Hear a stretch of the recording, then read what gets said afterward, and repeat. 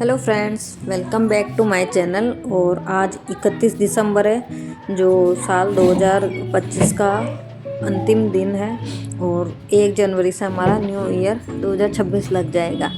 तो आशा करते हैं कि हमारा जो नया साल है 2026 वाला, तो वो हमारे लिए खुशियाँ लेके आए। और हमारा जो एग्ज़ाम है 3rd ग्रेड का, वो भी नए साल में है, तो उसमें हमारा सिलेक्शन हो जाए, तो जो अगला 15 अगस्त है वो हम अपने स्कूल में मना सके।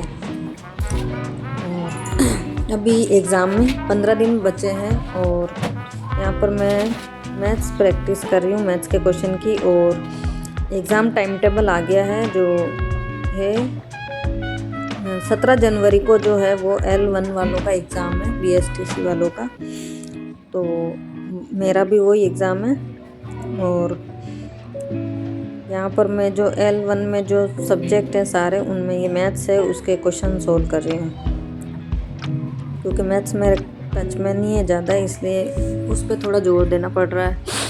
और अभी भी 15 दिन बचे हुए हमारे, तो हमको ज़्यादा से ज़्यादा रिवीज़न करना है और MCQ प्रैक्टिस करनी है। क्योंकि हम पढ़ तो बहुत लेते हैं और हमको लगता है कि हम सब आ रहा है, लेकिन जैसे हम एग्ज़ाम में क्वेश्चन देखते हैं तो हम कंफ्यूज हो जाते हैं कि ये होगा या ये होगा। बहुत बारीक सा, कभी कभी बहुत बारीक सा डिफरेंस होता है जो हम पकड़ नहीं पाते हैं।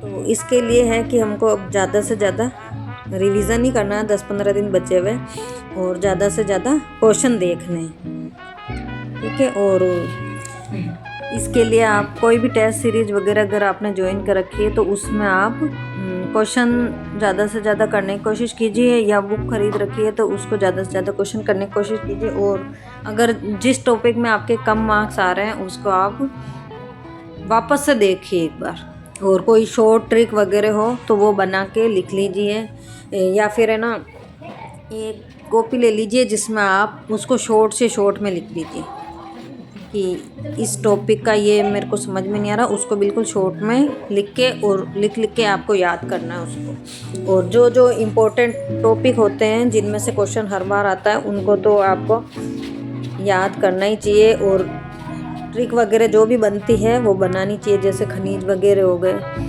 तो उनको तो आपको ट्रिक बना के याद करना ही पड़ेगा, क्योंकि क्वेश्चन हर बार बनते हैं। तो और जो दिशा वाली MCQ वाली है, उन क्वेश्चन को भी आप देखते हुए चलिए। और ये जो जमादार वगैरह अभी जो भी RSS भी एग्ज़ाम करवा रही है, उनके क्वेश्चन भी आप देख लेना एक बार। क्योंकि अभी मैंने वो एक क्वेश्चन देखा था जमादार वाले में, कि जो वो दुर्ग वगैरह थे, किले वगैरह, तो उसमें आया था कि मैंने तो ज़्यादातर यही पढ़ा था, ये मतलब किला किस शासक ने बनवाया या कौन से ज़िले में है, यहाँ तक ही पढ़ा था। लेकिन उसमें ऐसा आया था कि कालक्रम के अनुसार जमाइए, तो वो मुझे क्वेश्चन टफ लग रहा था, क्योंकि मेरे को सन याद नहीं थे उसमें। तो हो सकता है इस बार क्वेश्चन ऐसे अपडेट होकर आए, जैसा कि आलोक राज ने कहा था कि अपडेट लेवल आएगा, तो वैसा आ सकता है। तो और इसके अलावा जो हमारी करंट की जितनी भी योजनाएं हैं, उनको भी उन्होंने क्रम से ही जमवाया है। तो ये भी देख लीजिए आपकी योजनाएं एक साथ लिख के, कि सबसे पहले कौन सी योजनाएं हुई थी उनका, या तो ईयर याद रख लीजिए। तो आपको वो डेट याद रखनी भी ज़रूरी हो गई अभी योजनाओं में। तो इस तरीके का अभी क्वेश्चन पेपर देखा था मैंने, जमादार सेकंड ग्रेड का हुआ था जो, तो आपको उस तरह से भी लेके चलना है। बाकी देखिए सारा पेपर मतलब इतना टफ नहीं आएगा, लेकिन कुछ कुछ क्वेश्चन हैं वो ज़रूर टफ आएंगे। तो मेरी इंग्लिश और मैथ्स ये वीक है, साइंस वगैरह, तो उसका मैं थोड़ा ज़्यादा रिवीजन कर रही हूँ लैंग्वेज में। बाकी हिंदी मेरी ठीक है, SSB चल रही GK के साथ ही। तो आपको व्लॉग कैसा लगा?